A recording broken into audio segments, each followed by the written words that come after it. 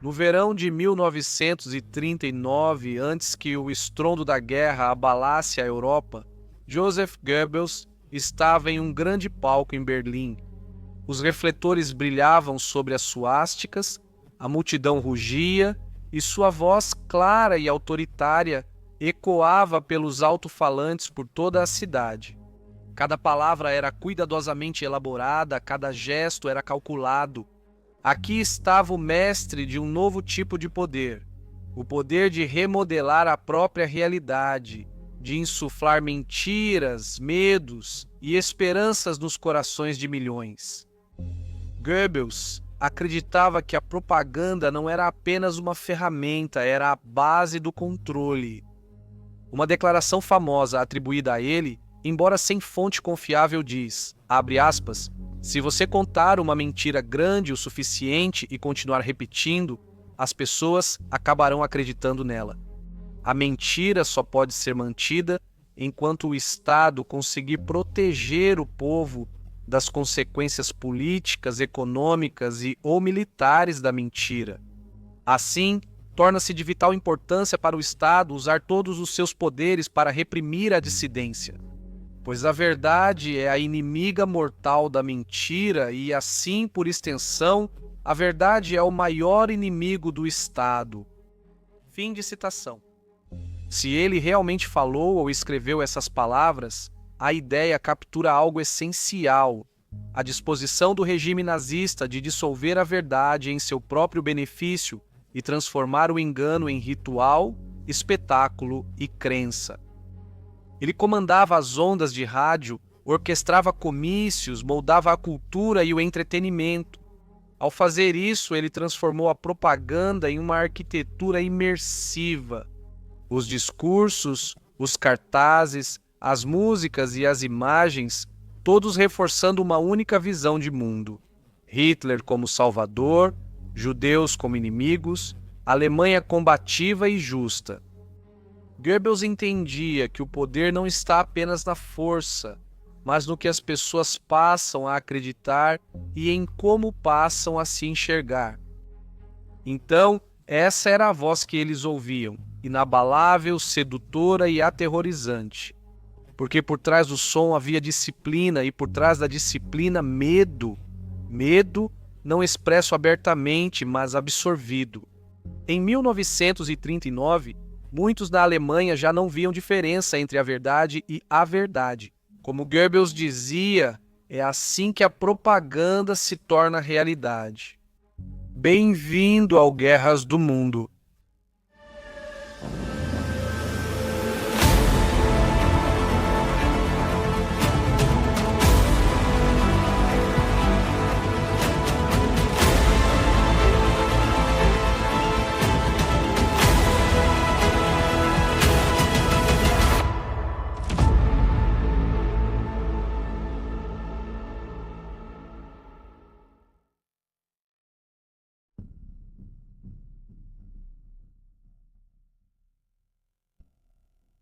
Nascido em 29 de outubro de 1897, Joseph Goebbels foi criado em Reit, uma modesta cidade industrial no Baixo Reno, perto de Düsseldorf.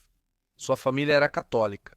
Seu pai, Fritz Goebbels, trabalhava como escriturário em uma fábrica de Wick e sua mãe, Katharina Odenhausen, vinha de uma família de trabalhadores rurais.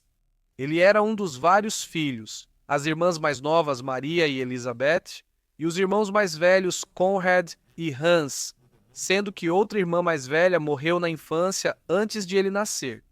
Desde seus primeiros anos, sua saúde era frágil. Ele sofria de frequentes inflamações pulmonares. E, ainda na infância, ele desenvolveu uma deformidade no pé direito que ficou virado para dentro e era mais curto e grosso do que o esquerdo. Era o que muitas vezes é descrito como pé torto congênito, geralmente consequência de infecções ou doenças ósseas. Mesmo após tratamento em uma clínica universitária em Bonn, ele ficou com o pé direito permanentemente manco. A deficiência física o impedia de brincar tão livremente quanto as outras crianças. Ele perdeu muitas brincadeiras e excursões ao ar livre e começou a sofrer um certo grau de isolamento social.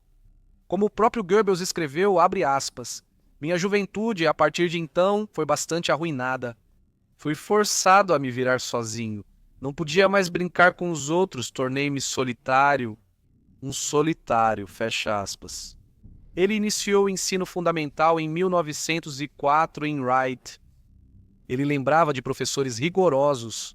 Em seus escritos de memórias, ele se refere a um professor, Hennes, como um cachorro mentiroso, e a outro, Hilgas, como um vilão e um porco. E até fala sobre a vara, com marcas nas costas, sendo descoberta por sua mãe. Mesmo assim, apesar das dificuldades, Goebbels era precoce, independente, teimoso e frequentemente orgulhoso.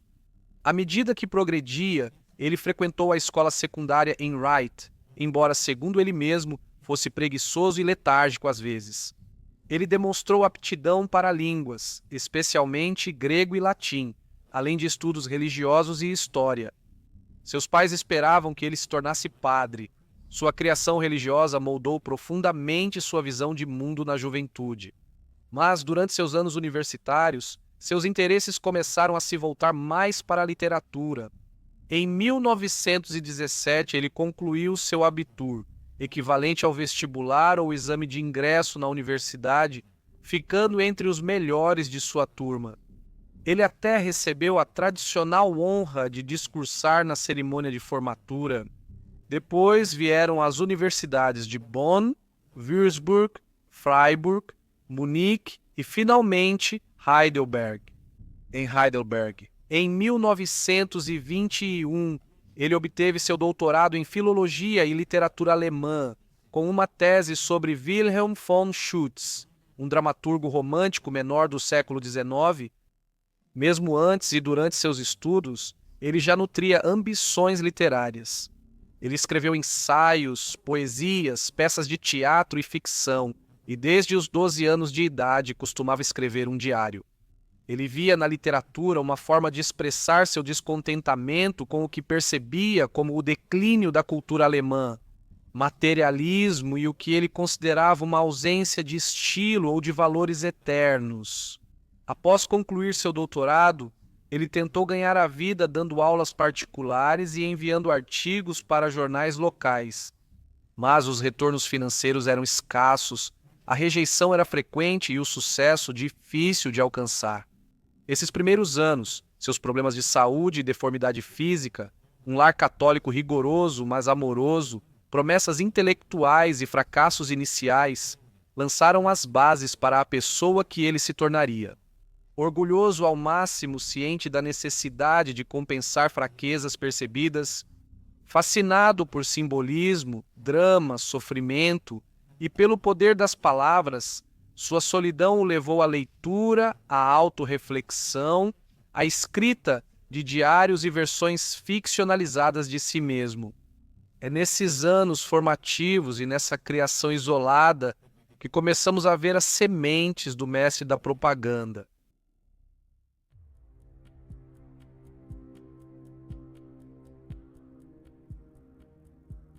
Após a Grande Guerra, a Alemanha estava em ruínas.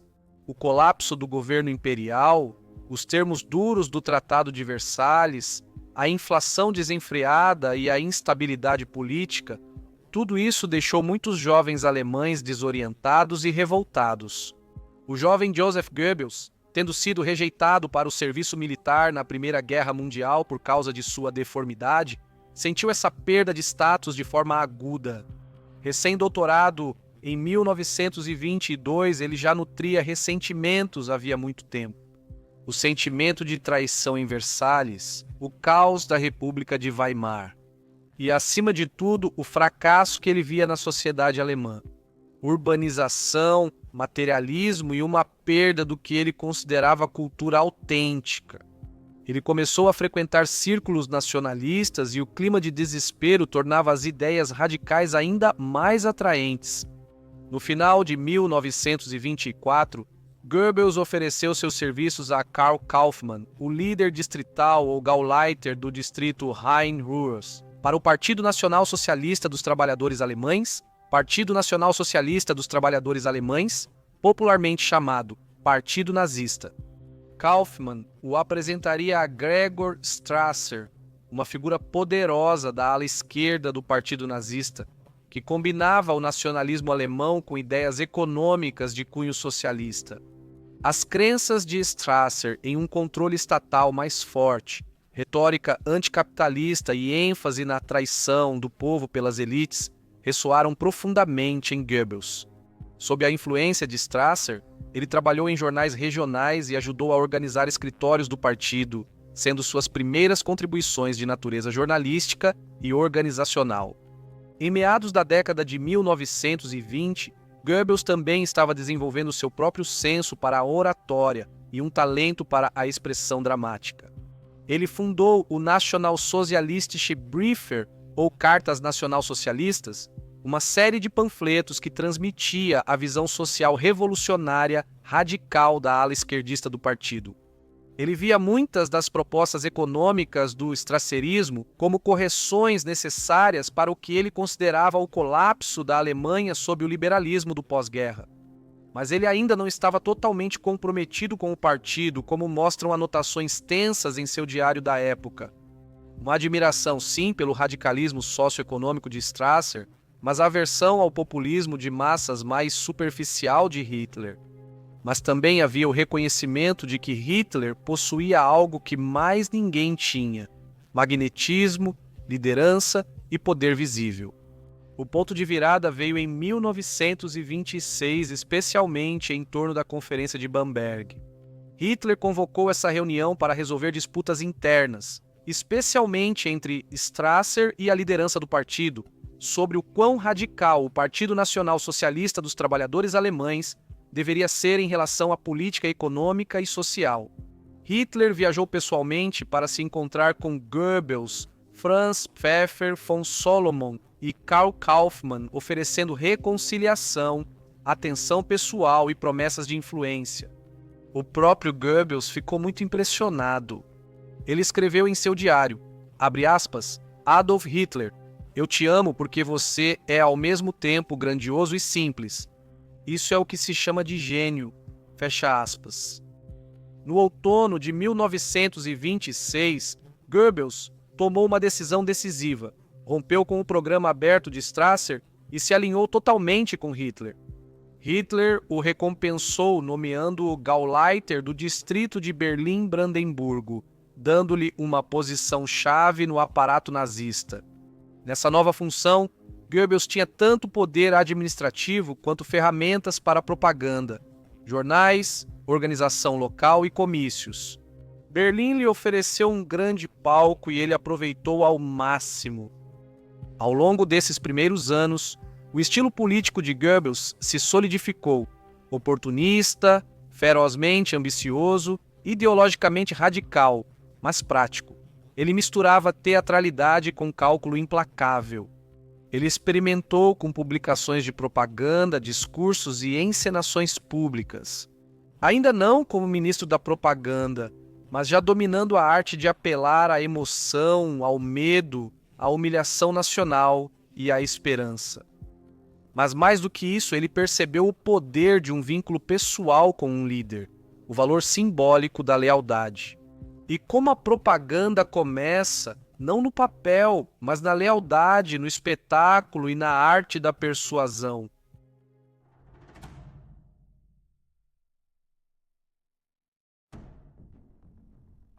Quando Adolf Hitler foi nomeado chanceler em 30 de janeiro de 1933, Joseph Goebbels já estava à espreita nos bastidores do poder.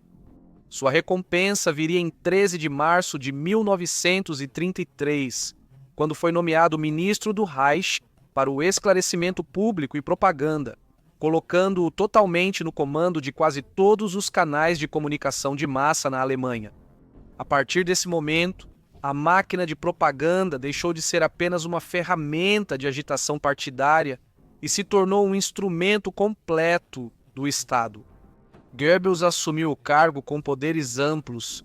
Em poucas semanas, ele supervisionou a criação da Câmara de Cultura do Reich, que reuniu todos os criadores de bens culturais, escritores, músicos, atores, cineastas e artistas plásticos.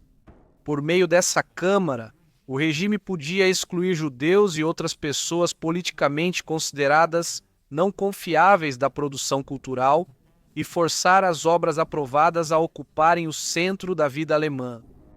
A imprensa foi imediatamente atacada. As publicações foram informadas sobre quem poderiam empregar, editores foram removidos e jornais que não seguiam a linha foram fechados ou absorvidos.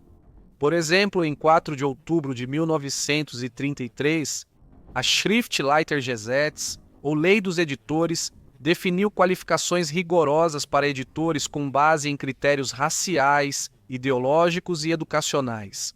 E assim, institucionalizou o controle direto do Estado sobre o que o público podia ler. Goebbels também entendia que o espetáculo tinha poder. Comícios em massa, desfiles com tochas, transmissões de rádio e filmes. Cada elemento era orquestrado para obter o máximo efeito dramático.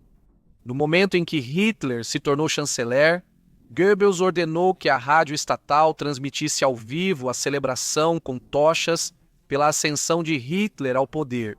Esses eventos públicos serviam a múltiplas funções: intimidação dos opositores, afirmação do apoio e a criação do mito em torno da figura do Führer. A imagem de Hitler era central, o líder carismático, unificador e personificação do renascimento da Alemanha. Como observa um historiador, Hitler realmente tinha motivos para ser grato ao seu líder de propaganda, que foi o verdadeiro criador e organizador do Führer, mito da imagem do Messias Redentor. Alimentando o elemento teatral no líder nazista, ao mesmo tempo em que induzia a autossubmissão das massas alemãs por meio de uma habilidosa direção de cena e manipulação. Fim da citação. A censura estava em toda parte. Em 10 de maio de 1933, Goebbels presidiu as queimas rituais de livros em Berlim, onde obras não alemãs de autores judeus. Dissidentes políticos, pacifistas e estrangeiros foram destruídos em enormes fogueiras. As bibliotecas foram expurgadas, listas negras foram elaboradas e a arte degenerada foi proibida. A política não era simplesmente suprimir a dissidência, mas oferecer uma cultura aprovada, impregnada de nacionalismo, pureza definida racialmente e a glorificação do Estado. O controle de Goebbels se estendia à radiodifusão e ao cinema. O rádio, ainda relativamente novo, foi utilizado para alcançar os alemães comuns em suas casas. Seus objetivos para o uso do rádio ficaram claros quando enviou uma mensagem aos diretores das estações em Berlim. Citação: "O rádio pertence a nós e a mais ninguém. Faremos do rádio uma ferramenta para de nossa causa e nenhum outro valor será apresentado por ele." Fim da citação. Ele também supervisionava filmes e cinejornais. Filmes de propaganda eram exibidos nos cinemas antes dos filmes principais, e imagens visuais de festivais nazistas e a coreografia de marchas em massa se proliferavam. Obras teatrais e musicais que não se adequavam aos novos padrões eram banidas ou adaptadas para se encaixar nas ideologias deles. Dentro do ministério, Goebbels emitia diretrizes detalhadas, não apenas sobre o que deveria ser publicado, mas também sobre como as coisas deveriam ser relatadas ou omitidas. A imprensa recebia instruções sobre quais temas abordar, quais ignorar e como enquadrar cada questão, desde a imigração judaica até a política econômica e as supostas ameaças representadas pelos comunistas. Os editores tornaram-se funcionários do regime. Fracassar não era apenas suicídio profissional, mas também uma ameaça à própria segurança física. Embora muitos na hierarquia nazista competissem por influência, o ministério de Goebbels colocou a propaganda no centro da identidade do regime. Cada slogan, cada comício, cada obra de arte aprovada servia para cultivar a imagem de Hitler como o salvador que unificaria a Volksgemeinschaft, ou a comunidade do povo, ao seu redor. A combinação de censura, espetáculo e disciplina na mensagem transformou a propaganda de mera persuasão em uma prática quase ritual. A mídia tornou-se uma apresentação orquestrada e Goebbels era o maestro.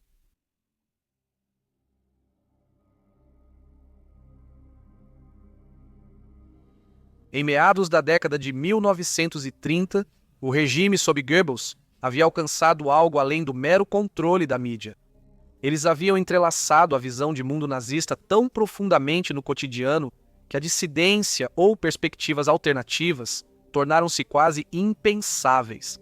Das casas às escolas, das músicas aos livros didáticos, do chão de fábrica aos fins de semana de lazer. O alemão médio estava cercado por uma realidade moldada, filtrada e interpretada pelas mãos nazistas. O efeito não era simplesmente persuasão, era tornar a ideologia do regime o próprio ar que as pessoas respiravam.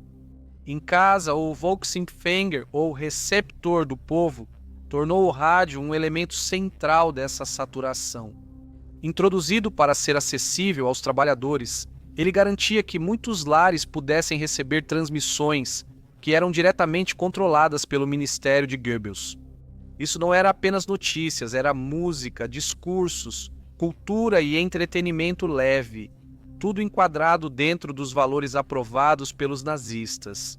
Ao isolar as pessoas de transmissões estrangeiras, censurar o conteúdo e manipular os horários dos programas populares, o regime garantia que o que entrava nos ouvidos de milhões carregava consigo uma mensagem simples e subconsciente: não há alternativa.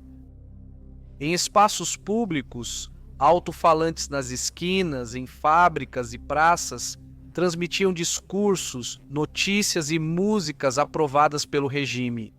Cada grande comício, desfile público ou feriado era aproveitado para reforçar o sentimento de pertencimento à Volksgemeinschaft. Cartazes em jornais de parede como o Volksbrucht, da Partido Nacional Socialista dos Trabalhadores Alemães, eram onipresentes, com citações de líderes nazistas, imagens de figuras arianas heróicas e símbolos de unidade e pureza racial. Esses não eram extras opcionais. Eles faziam parte do que os cidadãos viam quando viajavam, faziam compras, trabalhavam ou socializavam. Talvez os efeitos mais profundos tenham sido sentidos na educação e nas organizações juvenis. O currículo escolar foi reformulado para enfatizar a teoria racial nazista, a história alemã reescrita para glorificar a conquista e o sacrifício, a biologia para ensinar higiene racial, aptidão física e lealdade ao Führer. Os livros didáticos e histórias infantis minimizavam o pensamento crítico e enfatizavam a obediência, a inferioridade racial dos judeus e o destino glorioso dos alemães. As organizações juvenis, Juventude Hitlerista e Liga das Meninas Alemãs, não serviam apenas como complemento à escola. Elas estendiam a instrução ideológica para além da sala de aula, em acampamentos de fim de semana, atividades com uniformes e campos de serviço de trabalho. Todas elas incutiam disciplina, simbolismo mítico e rituais coletivos. Alfons Heck, que chegou a uma posição elevada na juventude hitlerista antes do fim da guerra, descreve como, abre aspas, nós, crianças de 5 e 6 anos, não sabíamos nada sobre a liberdade da República de Weimar. Mais do que qualquer outro partido político, o Partido Nacional Socialista dos Trabalhadores Alemães reconheceu que quem controla as crianças, controla o futuro. Engolíamos nossa dose diária de instrução nacionalista tão naturalmente quanto nosso leite matinal. Fecha aspas. A informação sobre o que era proibido tornou-se tão poderosa quanto a permitida. Livros de autores judeus, pacifistas, socialistas e qualquer coisa considerada degenerada eram proibidos, queimados ou retirados das bibliotecas. Professores juravam lealdade. Autores, artistas e músicos que não se conformavam ou se adaptavam ou eram silenciados. A censura do regime e a punição pela dissidência cultivaram uma atmosfera de medo. Falar abertamente ou buscar pontos de vista alternativos podia significar perda do emprego, prisão ou coisa pior. as pessoas comuns aprenderam a se autocensurar. Então, o que tudo isso fez com a forma como os alemães viam a si mesmos e o mundo? Com o tempo, muitos passaram a tratar a visão nazista não como apenas mais uma ideologia entre outras, mas sim como o padrão. Os conceitos de pureza, raça, dever, lealdade e o Führer passaram a fazer parte do vocabulário moral do dia a dia. Quando as leis antissemitas foram introduzidas, muitos nem sequer as questionaram. Quando a violência contra os judeus aumentou, grande parte da população permaneceu passiva. Em parte porque o terreno já havia sido preparado, os judeus haviam sido rotulados como diferentes, desumanizados.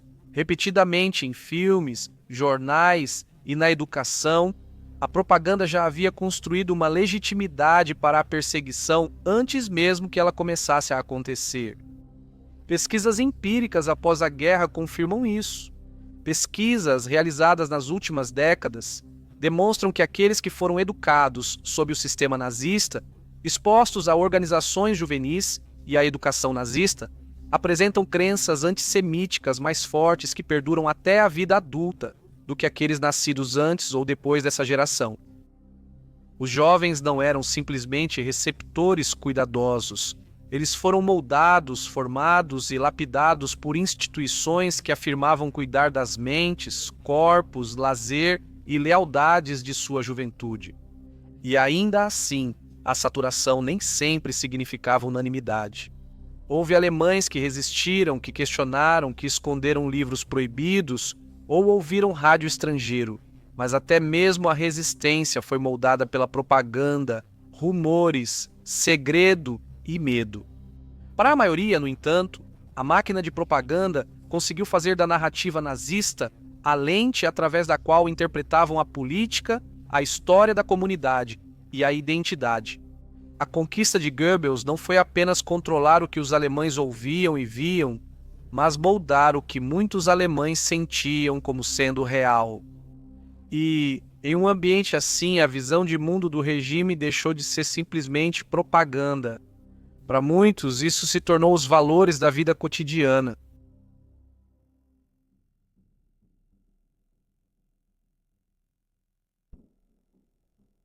O antissemitismo de Joseph Goebbels era tanto profundamente pessoal quanto politicamente instrumental.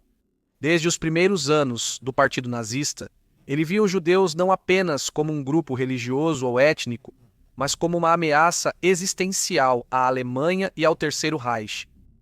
Em seus diários, ele frequentemente expressava um ódio virulento, descrevendo os judeus como parasitas ou vermes que minavam a cultura e a moralidade alemãs, e afirmando que a eliminação deles era necessária para garantir o futuro da nação.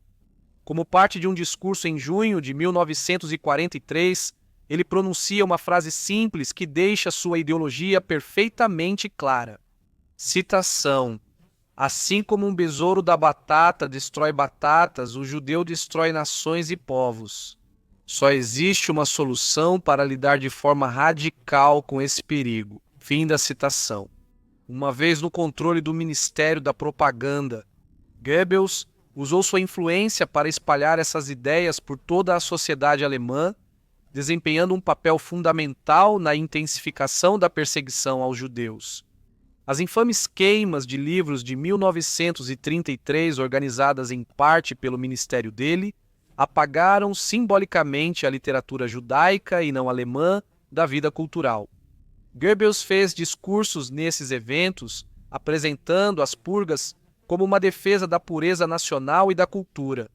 Ele escreveu que, abre aspas, o espírito do povo alemão deve ser protegido da corrupção estrangeira, fecha aspas, sinalizando a ligação entre ideologia e propaganda. As campanhas antijudaicas se intensificaram com a Kristallnacht em novembro de 1938, um pogrom que Goebbels incentivou ativamente e apresentou publicamente como uma reação espontânea ao assassinato de um diplomata alemão, em Paris. A Noite dos Cristais, assim chamada pelos estilhaços de vidro que cobriam as ruas. consistiu principalmente das Sturmabteilung e SS nazistas, junto com alguns membros da juventude hitlerista e civis alemães em toda a Alemanha, destruindo e quebrando lojas, prédios e sinagogas de propriedade judaica, com as autoridades alemãs assistindo sem intervir. Além disso, cerca de 30 mil homens judeus foram presos e encarcerados em campos de concentração, muitas vezes sem terem cometido outro crime além de simplesmente serem judeus. Nos discursos e diretrizes de Goebbels, ele garantiu que a mídia apresentasse a violência como justificada e necessária, intensificando a hostilidade pública contra os judeus, ao mesmo tempo em que dava cobertura para a destruição sancionada pelo Estado tanto de propriedades quanto de vidas. Seu ódio era tão profundo que, em seus diários, Goebbels expressava um impulso implacável para resolver a questão judaica, frequentemente defendendo medidas que iam além das políticas de seus contemporâneos. Em 5 de fevereiro de 1942, ele escreveu, abre aspas, a questão judaica está novamente nos dando dor de cabeça. Desta vez, porém, não porque fomos longe demais, mas porque não estamos indo longe o suficiente. Entre grandes setores do povo alemão está ganhando força a ideia de que a questão judaica não pode ser considerada resolvida até que todos os judeus tenham deixado o Reich. Fim da citação. Essa anotação foi feita poucas semanas após a Conferência de Wannsee, em janeiro de 1942. Foi nesse local que altos oficiais nazistas formalizaram os planos para o que eles chamaram de solução final da questão judaica. Goebbels não estava presente em Wannsee, mas seu diário mostra que ele estava ciente e apoiava a radicalização da política antijudaica, da expulsão ao extermínio.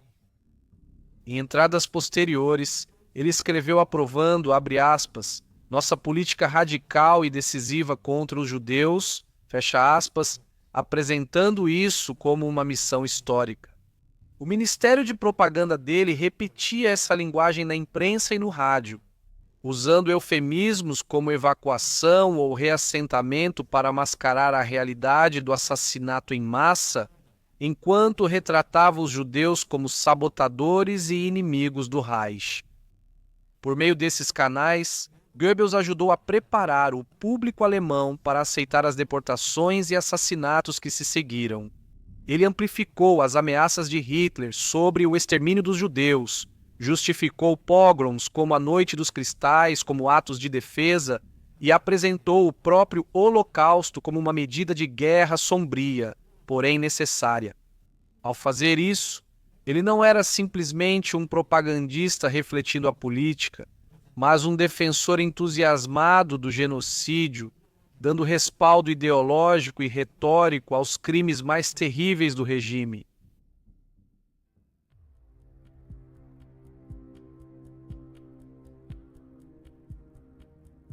A lealdade inabalável de Joseph Goebbels a Adolf Hitler foi uma característica marcante de sua carreira.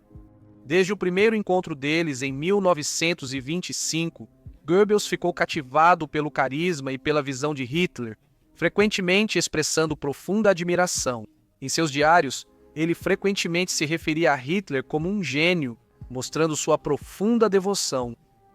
Ao escrever sobre um dos discursos de Hitler, ele disse, abre aspas, é impossível reproduzir o que Hitler disse.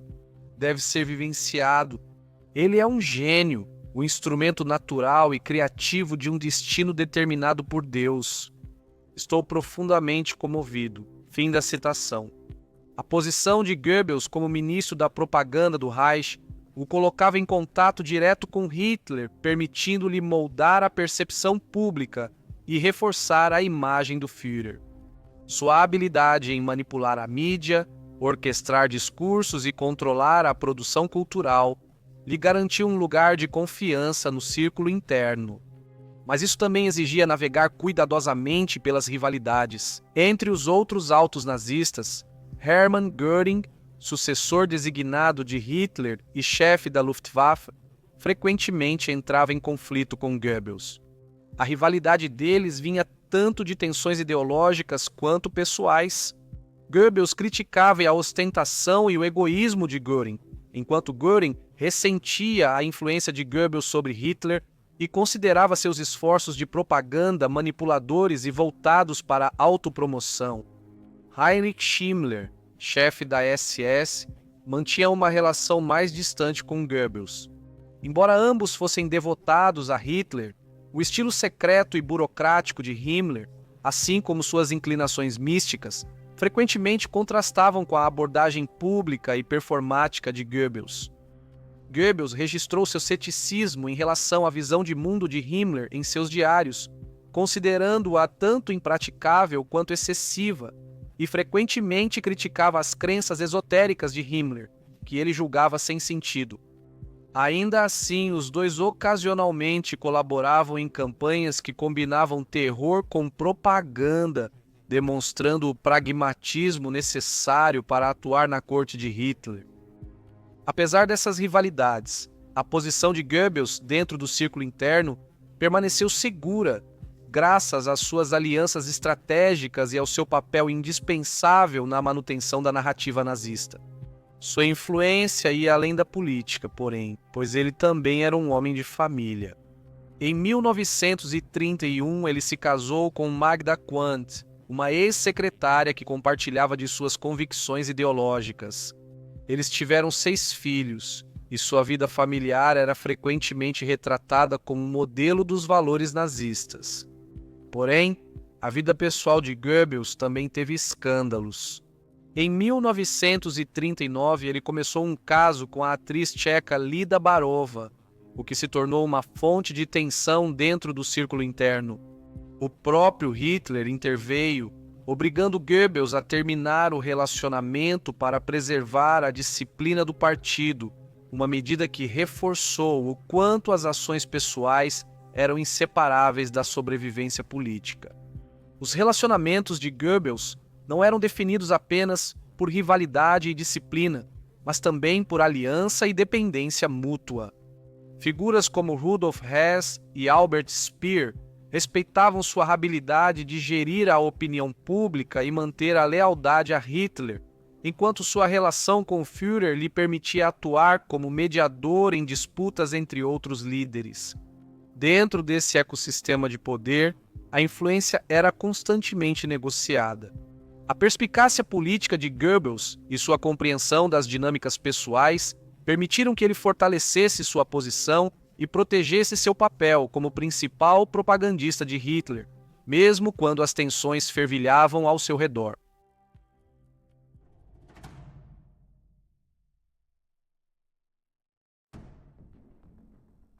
Com o início da Segunda Guerra Mundial, Joseph Goebbels, como ministro da propaganda do Reich, reconheceu a necessidade de adaptar suas estratégias para manter o moral público e o apoio ao regime nazista. Os primeiros sucessos das campanhas de Blitzkrieg foram seguidos por combates prolongados, especialmente a Batalha de Stalingrado, que marcou um ponto de virada significativo. Em resposta, Goebbels intensificou seus esforços de propaganda, passando a adotar uma narrativa de guerra total para galvanizar a população alemã. Central a essa estratégia foi o discurso de 1943, Totale Krieg, ou Guerra Total, proferido por Goebbels no Sportpalast de Berlim em 18 de fevereiro. Nesse discurso, ele proclamou: "Vocês querem guerra total?" Uma pergunta retórica que provocou uma resposta afirmativa e retumbante da plateia cuidadosamente selecionada. Goebbels enfatizou a necessidade de mobilização completa dos recursos da nação, incentivando os cidadãos a contribuir para o esforço de guerra por meio de mais trabalho, conservação de recursos e apoio inabalável às forças armadas. O discurso foi um momento crucial na propaganda nazista, com o objetivo de fortalecer a frente interna. Durante um período de desafios crescentes, Goebbels utilizou habilmente diversos meios de comunicação para disseminar a mensagem da guerra total. O rádio, em particular, tornou-se uma presença onipresente nos lares alemães, transmitindo discursos músicas e notícias que reforçavam a ideologia nazista. O regime também aproveitou o cinema como uma ferramenta de propaganda. Filmes como Kohlberg, de 1945, dirigido por Veit Halen, foram produzidos para retratar narrativas históricas que estavam alinhadas com os valores nazistas, retratando a resistência alemã contra invasores estrangeiros como um reflexo das lutas contemporâneas. Além de promover a unidade, a máquina de propaganda de Goebbels intensificou os esforços para vilanizar os inimigos percebidos do Estado. A população judaica, juntamente com comunistas e outras minorias, foi usada como bode expiatório, responsabilizada pelas dificuldades da Alemanha. Essa demonização serviu para justificar políticas discriminatórias e para fomentar um senso de identidade coletiva entre a população considerada mais ariana. Mas apesar da propaganda fervorosa, a eficácia desses esforços foi mista. Embora a resposta inicial ao discurso da Totale Krieg tenha sido entusiástica, manter esse impulso se mostrou um desafio. As realidades da guerra, incluindo a escassez e o aumento das baixas, começaram a minar o moral do público. Em resposta, Goebbels procurou fortalecer sua influência dentro da liderança nazista. Em julho de 1944, ele foi nomeado plenipotenciário do Reich para a Guerra Total, concedendo-lhe maior autoridade sobre a guerra, a economia e os esforços de mobilização. No final de 1944 e início de 1945, a propaganda de Goebbels tornou-se mais dura e urgente à medida que a situação da Alemanha se deteriorava. Após as derrotas catastróficas em Stalingrado, no leste, o regime já não podia mais fingir que a guerra seria vencida rapidamente. Goebbels tentava manter a ilusão de resiliência, mesmo ao admitir sutilmente a crise.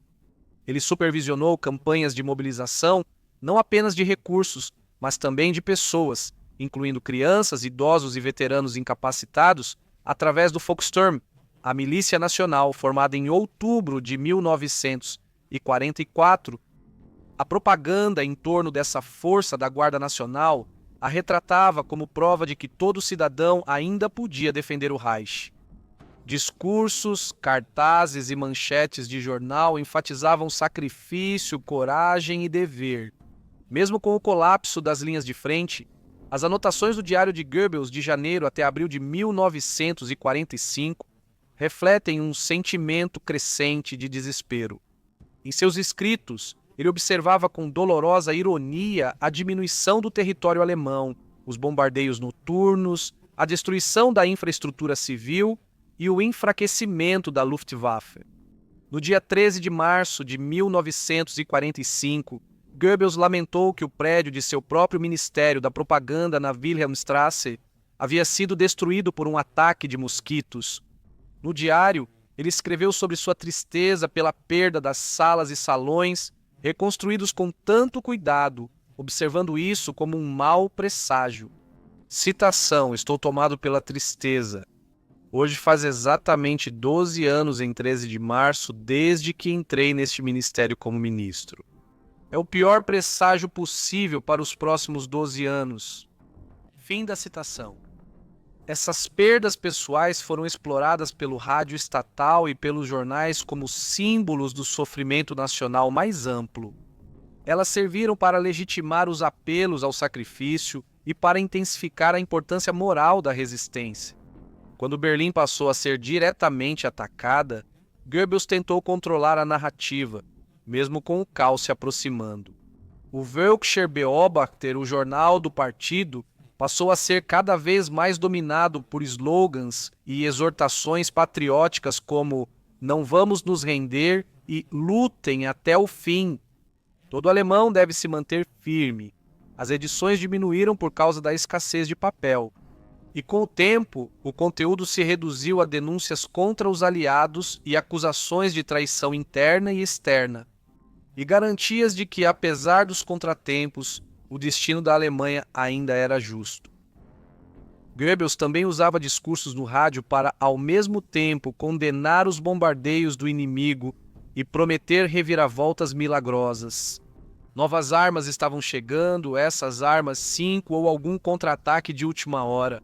Em 28 de fevereiro de 1945, por exemplo, um dos seus últimos discursos no rádio insistiu em uma vontade de ferro para perseverar, enfatizando o uso das mais novas armas 5 e alertando sobre sacrifícios e restrições que viriam pela frente.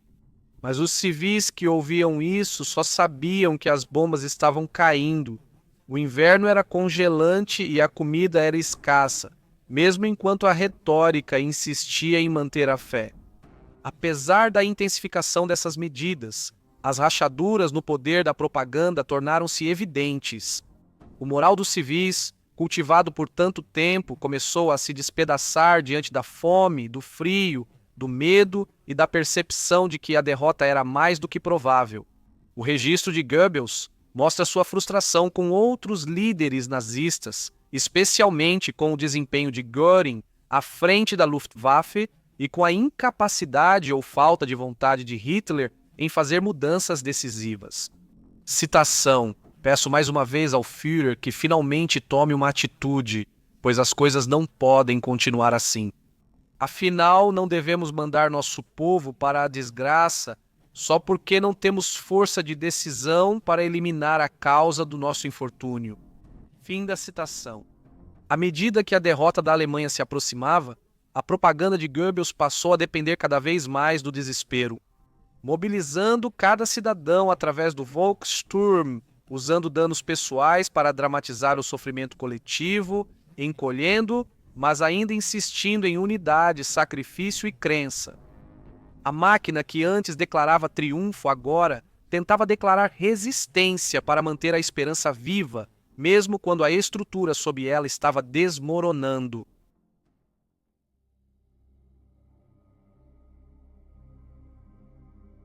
Quando o exército soviético se aproximava do centro de Berlim, nos últimos dias de abril de 1945, Joseph Goebbels permaneceu resoluto no bunker do Führer, inabalável em sua lealdade a Adolf Hitler.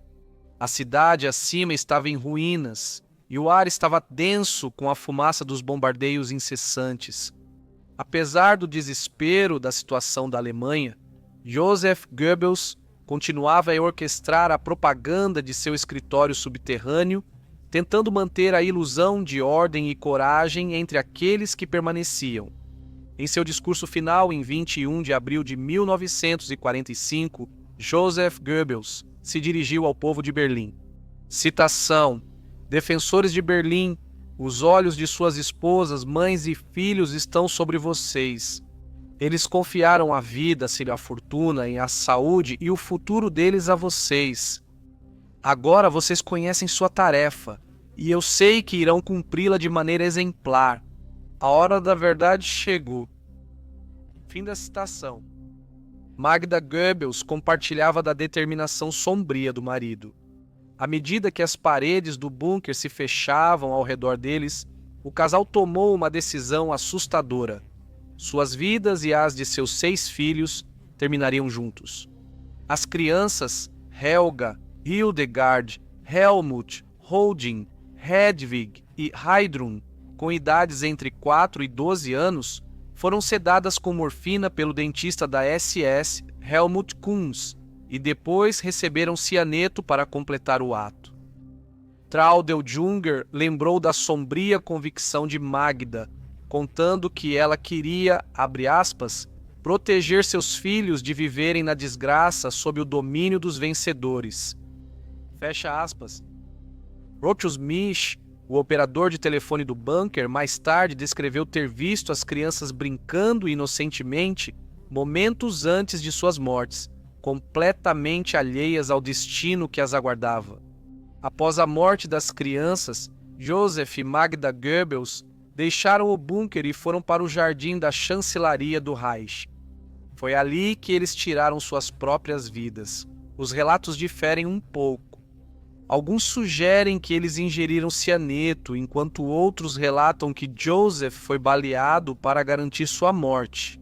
Os corpos foram encontrados parcialmente queimados por tropas soviéticas em 2 de maio de 1945, no Jardim da Chancelaria, ao lado dos restos das crianças Goebbels, marcando um ponto final sombrio nas últimas horas da família.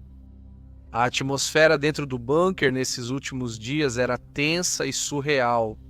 A propaganda que antes mobilizava uma nação agora parecia vazia. O ministro que havia orquestrado a mensagem do Terceiro Reich foi reduzido a um homem agarrado à ilusão. Em seus diários finais, Goebbels lamentou o colapso ao seu redor, refletindo uma mistura de desafio e desespero. Sua morte, junto com a de Magda e de seus filhos, silenciou um dos mais poderosos propagandistas da história e deixou um legado assombroso de lealdade, fanatismo e o custo humano da obsessão ideológica.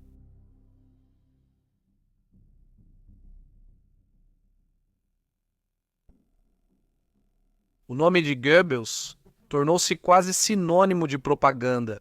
Não simplesmente as velhas artes de mentir ou distorcer, mas a manipulação sistemática da verdade, da cultura, do trauma e da identidade. Sua infâmia duradoura não se deve apenas à associação com os crimes nazistas, mas também à forma habilidosa com que demonstrou o poder da propaganda. Para remodelar o que as pessoas acreditam, o que temem e como se veem, Goebbels mostrou que a propaganda podia ser mais do que persuasão. Ela podia se tornar realidade. A pesquisa moderna trata Goebbels como um estudo de caso sobre a mecânica da propaganda. Filósofos como Jason Stanley, em Como a Propaganda Funciona, argumentam que a propaganda enfraquece a democracia ao suprimir o discurso genuíno, tornar certas ideias impensáveis e permitir a indiferença moral. A estrutura teórica de Stanley nos ajuda a perceber que o que Goebbels fez não foi uma aberração do totalitarismo, mas algo ao qual muitas sociedades estão vulneráveis. A corrosão da razão pública, a exploração do medo e da identidade e a apresentação de desinformação ou imagens manipulativas como verdades do cotidiano. Algo com o qual todos podemos nos identificar quando consideramos as fake news dos dias atuais. O cinema e a cultura continuam explorando o legado de Goebbels. O filme recente, Goebbels e o Führer, dramatiza o papel dele na formação da opinião pública, desde o período que antecedeu a Noite dos Cristais até o fim no Führerbunker. Ele busca não apenas retratar eventos históricos, mas também expor como a demagogia e a desinformação foram orquestradas, servindo como um espelho para que o público moderno veja como a propaganda ainda funciona no ambiente midiático de hoje. Outras obras, como Propaganda e o Cinema Alemão 1933 a 1945, de David Welsh, analisam como até mesmo o entretenimento, que pode parecer inofensivo, muitas vezes era impregnado de mensagens ideológicas, reforçando de forma velada valores de pureza racial, obediência e o Führerprinzip sob o disfarce de heroísmo ou tradição. Então, que lições podemos tirar de Goebbels que ainda são relevantes hoje? Primeiro, que a propaganda não é eficaz apenas pela força. Ela costuma ser mais perigosa quando atua por meio da cultura, da mídia e da educação, quando o público é gradualmente saturado a ponto de as alternativas parecerem impossíveis. Em segundo lugar, que o poder estético do drama, da cerimônia, da música, do cinema e do rádio, todas as ferramentas que Goebbels usou, pode mascarar atrocidades, transformando a cegueira moral em normalidade. E, em terceiro lugar, que as sociedades devem cultivar o pensamento crítico, preservar a mídia livre e resistir à tentação de narrativas fáceis. Porque, uma vez que a propaganda se estabelece, desfazê-la se torna dolorosamente caro. Porém, muitas vezes, reconhecer a propaganda é a tarefa mais difícil. Como o próprio Goebbels resume, abre aspas, este é o segredo da propaganda. Aquele que é alvo da propaganda deve estar completamente imerso nas ideias da propaganda, sem nunca perceber que está sendo imerso. Fecha aspas. Várias décadas se passaram desde a morte de Goebbels e o fim da Segunda Guerra Mundial. Mas, de muitas maneiras, suas ideias continuam vivas na forma como a mídia pode manipular a memória, em como líderes ainda buscam controlar a narrativa. O legado dele nos alerta que o controle sobre imagens, palavras e símbolos não é uma operação secundária da política. Frequentemente é o seu coração pulsante.